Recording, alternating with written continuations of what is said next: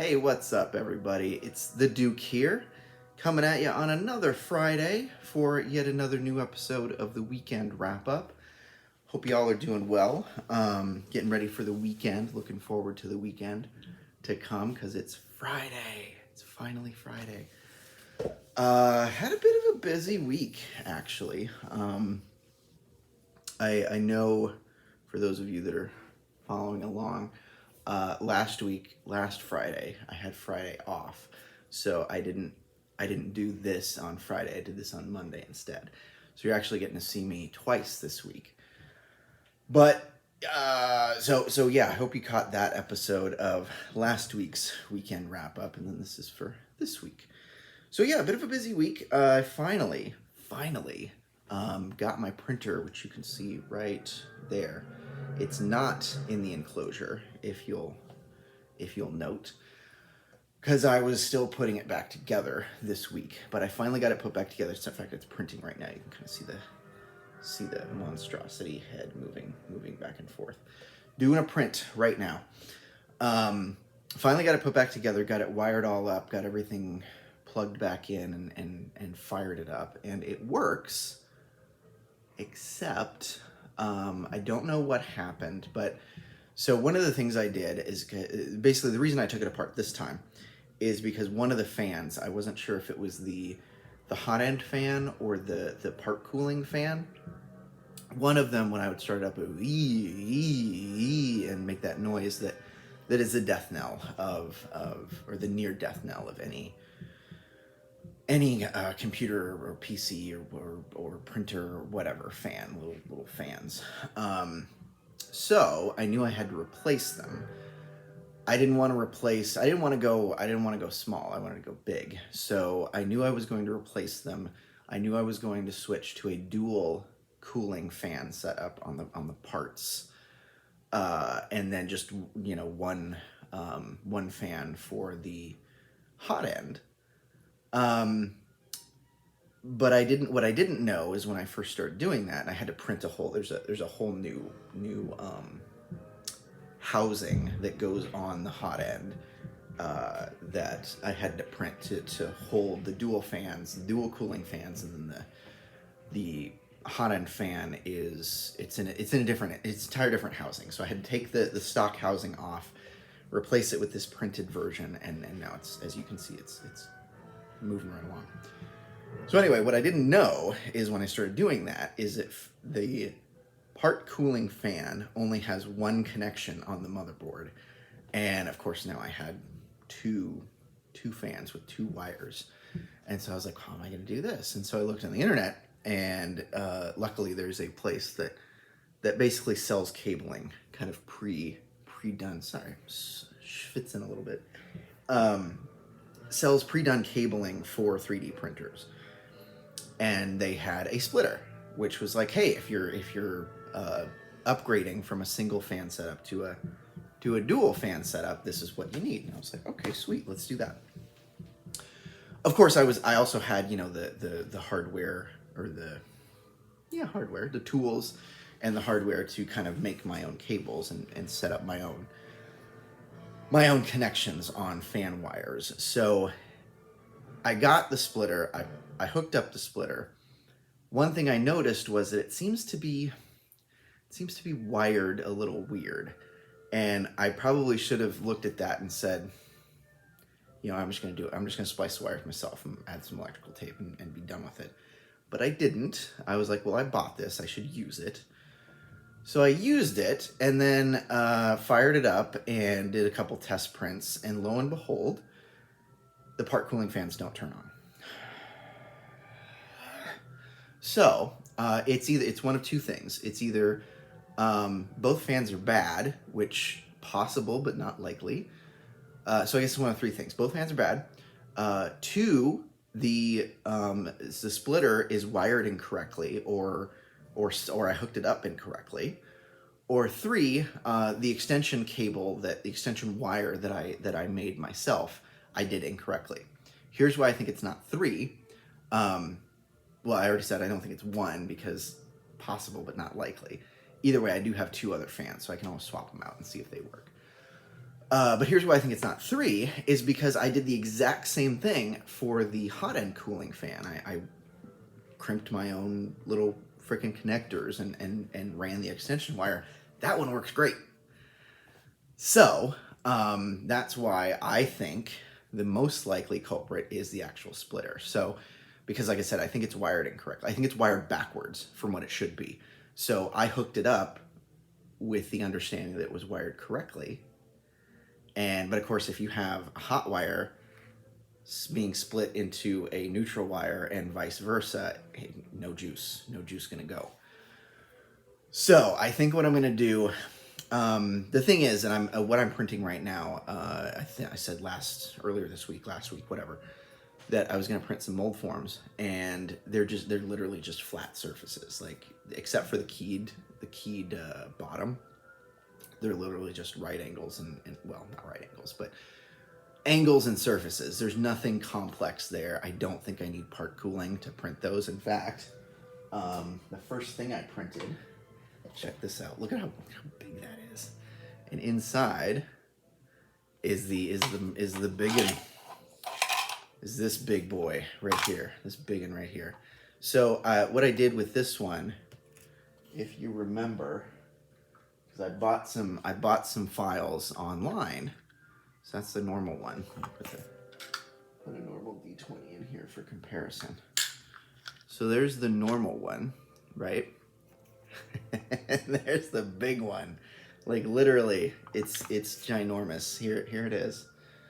So the difference between these two is striking. So what I did was the reason this was the standard file that I got, big enough for one kind of normal size die, which makes sense because most people are making normal things, not these murder weapons. But what I did was I said, well, if I need a bigger one, there's the keyed bottom. If I need a bigger one, why not just in the file just size it up?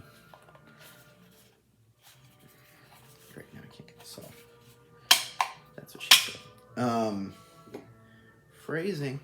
So why not just make a bigger one? So I did. In my slicer, I just sized it up. I don't even know how. I think this is sized up like 200% or something. I don't know. I don't remember the number. All I know is that I was like, okay, well, how big is this? And I think this is like 70 millimeter, I think 75. I don't know. It's big. So I measured it and I was like, okay, well, based on that and based on, how a standard, because I think this is standard dice are 15 millimeter, I think that's standard. I don't know, 15 or 20. I don't know this nerd crap, you guys. So anyway, based on how it fits in the standard mold form, I was like, okay, I need to size this up to, roughly 15 or 7.5 to 10 millimeters around the entire side. So I would have enough silicone around the die to hold its shape. So that's what I did. I printed it out and I haven't used it yet, but I mean, it looks pretty good, right? So that's what I'm saying is that I don't need fancy part cooling for this stuff. It's just, hey, get it and go. So what the printer's working on now is, I can't really show it to you. It's flat. It's doing a flat thing right now. What it's printing right now, the first piece of 4 pieces. So there's the keyed section, a left side, a right side, and then there's a cap for because basically what you do is you put the pieces together, you put your dice or die, if you're using multiple set mold or single mold, you set your die face down with the face that you want to be. It's going to be your working face, because that's the one that you're going to need to do some work on before you finish the die. You set your working face down. Most people go with the one face because Nobody likes rolling ones anyway, and if you roll a one, you're already going to be upset. You don't really care if it looks dirty or ugly. Anyway, fan just turned on. The hot end fan just turned on.